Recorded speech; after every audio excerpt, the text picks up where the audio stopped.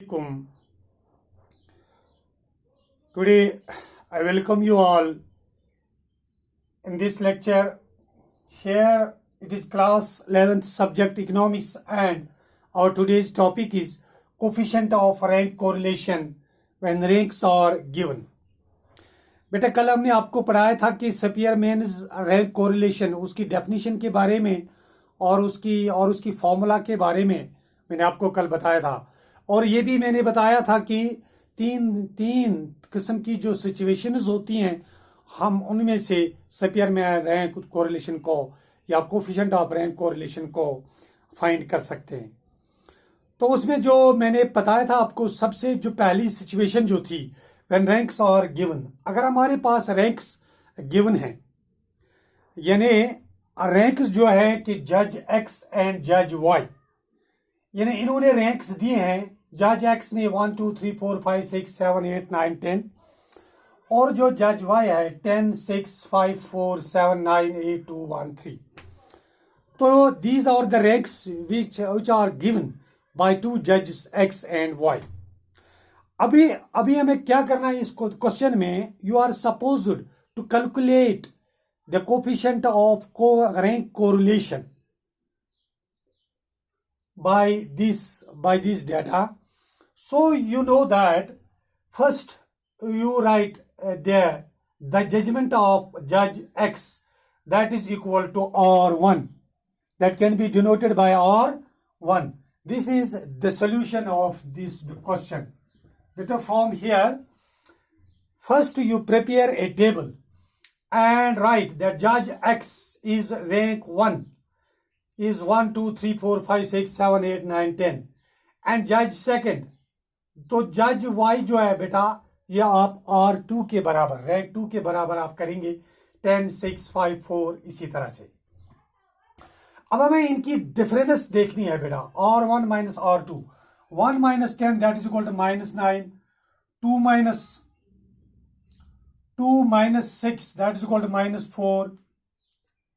4, 3 minus 5 that is equal to minus 2, 4 minus 4 that is equal to 0, 5 minus 7 that is equal to minus 2, 6 minus 9 that is equal to minus 3, 7 minus 8 that is equal to minus 1, 8 minus 2 that is equal to 6, 9 minus 1 that is equal to 8, 10 minus 3 that is equal to 7.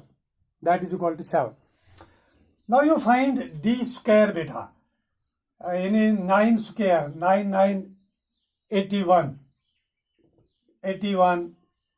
4 4s are 16, 2 2s are 4, 0 0, 2 2s are 4, 3 3s are 9, 1 1s are 1, 6 6 are 36, 8 8s are 64, 7 7s are 49. तो बेटा here n is equal to 10 and this summation of d square is equal to 264. When you find the sum of these d square, that is equal to 264. बेटा आप यहाँ इसको आप सम देख सकते हो, 9 और 4 13, 13 और 6 19, 20, 20 और 9 29, 1 30, 33,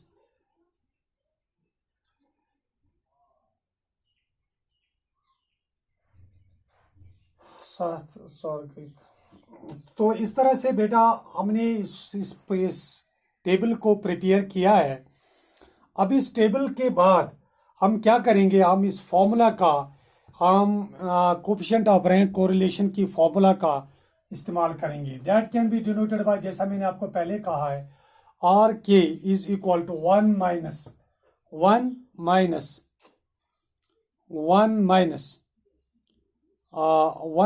क्या किया था मैंने, 6, 1 minus 6 summation of d square upon nq minus n1. तो ये है, तो ये जो फॉर्मूला है बेटा, तो इस तरह से हम लिखेंगे 1 माइनस 6 को 6c, और जो हम सुमेशन ऑफ डी स्क्वायर जो है वो है 264, वो है 264 अपॉन n जो है n cube means 10 cube, 10 cube means 10 cube minus n is equal to 10।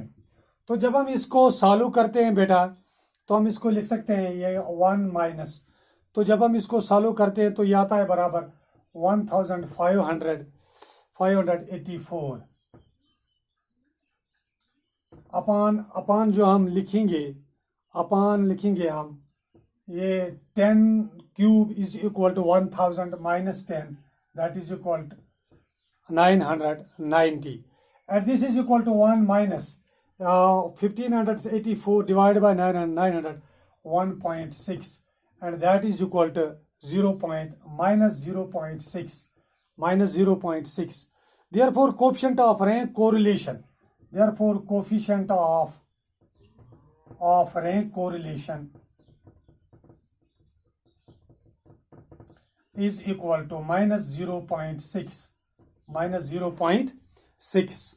Dear students, you know that there is a negative coefficient of rank correlation. Negative coefficient of rank correlation to the tune of minus 0.6, which is fairly high. Which is fairly high.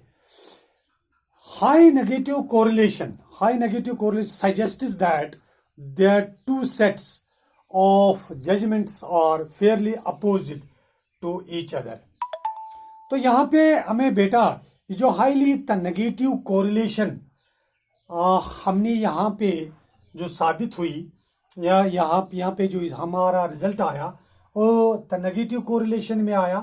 तो इस तरह से ये जो दोनों जजेस की जो जजमेंट है वो एक दूसरे के अपोजिट है, वो एक दूसरे के सेम नहीं है, क्योंकि एक जज की जो जजमेंट है उसने अपने हिसाब से की है और ये ऐसा लग रहा है कि ऐसी जजमेंट में ये जो दोनों जजेस की जो जजमेंट है वो एक दूसरे के अपोजिट है।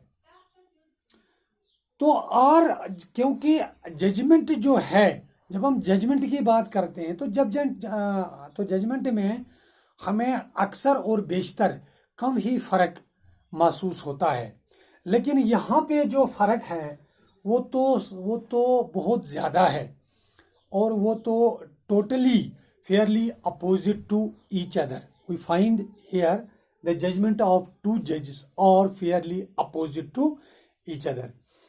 सो डियर स्टूडेंट्स, ये जो मैंने आपको पहले भी बताया है कि जो कोरिलेशन है वो हम फाइंड करते हैं -1 और 1 के दरमियान।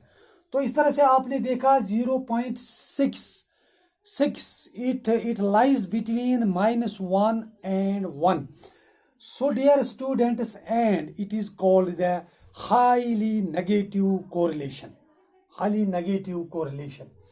तो इस तरह से हम जो है, जैसा कि मैंने आपको पहले भी बताया है कि अगर हमें जजमेंट इज गिवन है तो एक सिचुएशन में हम उसमें भी कोएफिशिएंट ऑफ कोरिलेशन को फाइंड कर सकते हैं, और अगर हमें अब रैंक्स ना भी दी हूं तो हम रैंक्स को देखकर, उनकी प्रेफरेंस को देखकर, हम उनको रैंक्स देख के तो फिर भी हम उसमें जो है कोएफिशिएंट ऑफ रैंक कोरिलेशन को फाइंड कर सकते हैं। इसके अलावा जो है, अगर हमारे पास जो भी वैल्यूज होंगे किसी भी सीरीज के, अगर वो बराबर हों या रिपीटेड हों या वो इक्वल हों, तो इसमें भी हम रैंक कोरिलेशन को फाइंड कर सकते हैं। तो इस तरह से आई होप कि आपको ये सवाल अच्छे से समझ में आया होगा बेटा, क्योंकि ये जो फॉर्मूला है ये दी है चार्ल्स एडवर्ड सेपियरमैन ने, जो कि एक ब्रिटिश साइकोलॉजिस्ट था।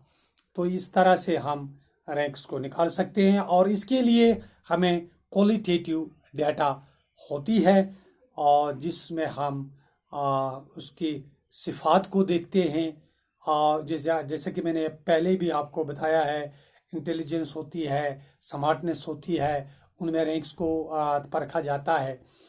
तो आई होप बेटा कि आप अच्छी तरह से अपनी पढ़ाई करते होंगे इस during this covid, or I hope that you stay home and stay safe. Thank you very much.